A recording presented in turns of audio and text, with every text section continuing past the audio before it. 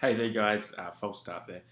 Steve here, back, and thought I'd answer a question that I get asked probably every day. I thought I'd answer it in a presentation form so you guys can go ahead and work this stuff out for yourself. And the question is, how do I calculate my macros, or what sort of macro ratio should I be eating? And it's a pretty simple answer. We've just got to have a few calculations. So if you're watching this, I recommend to get a pen, a paper, and we can do this together. How to calculate your macros. So just for those who don't know, macros refer to the macronutrients that we consume, so dietary, protein, carbohydrate, and fat. And depending on our goal, we're going to have a different composition for each of them. So if you are looking for more mass gain, we're going to have more carbohydrate. If we look at fat loss, we're going to have less carbohydrate, and the same can be done with protein and fat. But it all revolves around your caloric needs, your resting metabolic rate. There's a lot of factors that go into it. We're going to talk about those before we get in here. To start off, energy balance, this is how many calories we need to survive, really. And energy balance, this is, we can't really argue with this. This is physics here. Energy balance is the calories consumed minus your calories used, and ideally we come away with a balance. So if we consume more calories than we use, that leads to a caloric surplus, more likely for fat gain, weight gain. If we consume less calories than you use, it's more likely for a deficit. If we consume the same, it's an energy balance. Seems pretty simple, but there are a lot of factors that go into how many calories we consume and how many calories we burn, particularly in the calories that we use. And we're going to talk about those now. So this is all of the ways that we can burn calories, and exercise is the first one that we think of. Exercise is the most obvious way that we burn calories, and any sort of cardio machine will tell us that. But there are so many other factors that go into it. So exercise, I've got their resistance training, cardio, metabolic training. Look, they all burn calories in different ways, and some exercises will burn more calories than others, but really most of the calories that you burn happens after you exercise and your lifestyle and your genetic makeup.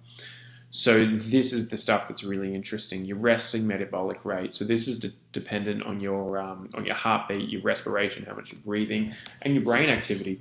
You might be aware that chess players burn a heap of calories just due to their brain activity being so highly wired for a long amount of time. The next one's my favorite, NEAT, which stands for non-exercise activity thermogenesis. And this, the best way to think about it, is fidgeting. People who fidget burn a lot of calories, and I'm one of those people. I'm always fidgeting, and you might know someone who's always fidgeting as well. They've done studies on people who fidget a lot, and it turns out that that a lot of their calories that they're burning comes down to how much they're fidgeting. I'm not telling you to go and fidget lots. I don't think it's a good habit, but we've got to be aware of that. That's a factor in how many calories we burn. Next one is the thermic effect of food. So that's the energy used for storing and processing. So when we eat, it takes a lot of energy to break that down. And protein, for example, that's got a huge thermic effect. So that's going to contribute to how much calories we use. So once we've considered that, we've then got to go into working out our caloric needs. And this has a lot to do with our goals. So this is a little table here that is super handy for working out where we sit, your goals, fat loss, maintenance, and mass gain, where you sit on that spectrum. You can work that pretty easily depending on where you want to go with your nutrition, and also what sort of activity you've got here. I'm going to run through each of the activities because although some of us feel like we might be very active, this doesn't apply to everybody. Starting off with sedentary. So sedentary people, think of someone who works at a desk, doesn't do a lot of moving throughout the day. They might do a little bit of exercise, but for the bulk of the time, they are sedentary people. They might exercise, 1 to 2 times a week, but it's usually light exercise, and spend the bulk of their time with a low heart rate, being sedentary. The next one is people who are moderately active, and this is where people mostly fall into. So these guys might have an office job, but they go to the gym 3 to 4 times a week and stay pretty healthy and active away from the gym as well. They might walk to work, they might walk to their public transport, they might go for a walk at lunchtime. People who are concerned about their health will generally move more. Next one, guys, is people who are very active. This usually refers to performance athletes, people who think of CrossFitters, endurance runners, people who are always on the go due to their exercise, but also people who are on the go due to their work. So tradespeople are considered very active. These guys need a lot more calories than the office jockey. And you can tell that by the shape of the tradespeople. They're generally pretty fit. Where we sit with our goals, are we after fat loss, fat maintenance, body weight maintenance, or mass gain? Performance also comes under maintenance. So if you're after fueling for what you do, then you'll be into that maintenance. Mass gain refers to body fat and muscle. So that's into both accounts there. And fat loss is obviously reducing body fat. So you can work out where you are there. The way we do this, we find out our body weight in pounds. So, for example, I'm 80 kilos and that's 176 pounds. So I'm going to multiply 176 by, I'm considering myself moderately active, although I'm on the upper echelon of moderate. So I'm going to go with 176, and I'm after mass gain. I should point. Mass gain is what I'm after, and I am moderately active, but I'm in the higher moderately active on the gym floor a lot. I exercise most days. I spend a bit of time at my desk, so I'm not a tradie running around on site, but I am moving quite often, and I do fidget quite a bit. And that too, so that is going to push up my caloric needs. So I'm going to take the 18. I'm going to times it by 176. That is my pound. And it comes out with 3,168. So that's my total caloric needs that I require for goals of mass gain. So out of that, I can work out my protein requirements. Protein requirements here, we've got a similar sort of calculation, but this time we're going back to kilograms, thank God. In grams per day of protein, we are going to multiply our body weight. So my body weight again was 80 kilos, and I am after mass gain. So I'm going to times it by 2.2. It comes up with 176. So 176 grams of protein is what I need for mass gain. If I'm after fat loss, I'll times that by 2.4, 2.6. If you are more after fat loss, you should really increase protein. Like that number 2.6 could even go higher. There's been some cool studies based on that as well. Really, if you're after more fat loss, the more protein you need. I've got people incredible results just by changing their protein content. As a percentage of total mass gain, it should make up about 25%. Muscle gain 30, and fat loss 35%. So the more we want fat loss, the more protein we should be eating.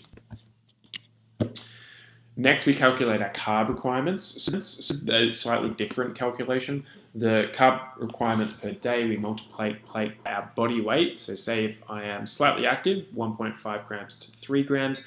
That could even be lower if you are really sedentary or are on more of a keto style carb diet. That could definitely be lower. If you are moderately active, so I would consider most people in this category. People do resistance training. Well, if you are watching this, you probably do, and you're probably moderate active. You are 3 to 5 grams of carbohydrate per kilo of body weight.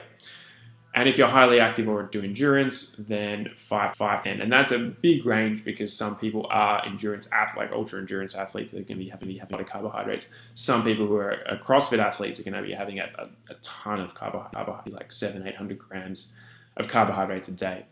I'm going to take the number 5 here on the lower end of highly active, and I am after mass gain as well, which we'll get to with the calories. So I'm going to take 5 times 80, which is my body weight, grams, which is quite a bit. That's more than I'm currently eating on that. As a percentage of total calories, sort of the reverse of protein. So higher for muscle gain, for mass gain rather, for muscle gain, so muscle gain is what most people want, and performance about 40%, and for fat loss 20 to 35. Again, a range there depending on whether we're going a low carb or keto approach. Both are valid if it's for the right person.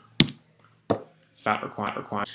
So fat requirements, again, a big range here, and it really depends if we're on a low carb keto approach and also our body weight. So for this, it's 0.5 grams and 1 gram. Keep in mind that fat is very caloric dense. It's 9 calories per gram, as opposed to protein and carb. It's around 4.5.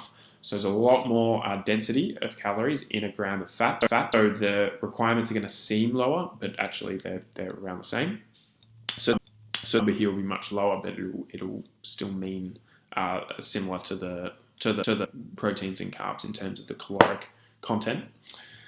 So let's grams per day. So grams per day of fat, 0.5 to 1 gram. That's a range there. I'm going to take smack in the middle. I'm going to go 0.75 times that by my body weight, which is 8. I'm going to need about 60 grams of fat. And taken into account with my goals as well. For mass gain, this should be making up a small percentage compared to carbohydrates and protein. It won't be so dissimilar. For muscle gain, about 30%, and for fat loss, you can really dial up the fats for this. There's been a lot of the thermic effect of fat and also the satiation level. Fats can definitely come up for that. So that's about it. So far, I've got calories 3168, protein 176 grams, carbohydrates 400 grams, and fat. So that's what I'm going to plug into Chronometer or MyFitnessPal and aim to hit those numbers all the time. But it's important to know there's so many other factors like your training, what sort of training you're doing. Got to weigh into account your sleep as well. If you're not sleeping, craving more calories, you have to take into account not only the macronutrients, which is this stuff here, but also the micro. So the micronutrients refers to the minerals you're getting, the vitamins you're getting, which is arguably more important than your macros. So take this information and definitely see it as gospel, because there are a lot of factors going on in the body that will conflict with this standard advice of caloric needs. But it can be super handy if you are healthy and looking to take your goals in a particular way, whether it be fat loss, mass gain, or like always, if you need help with this, just reach out and I can help you out and put you on some sort of plan to work together to achieve your goals. Thanks a lot for listening.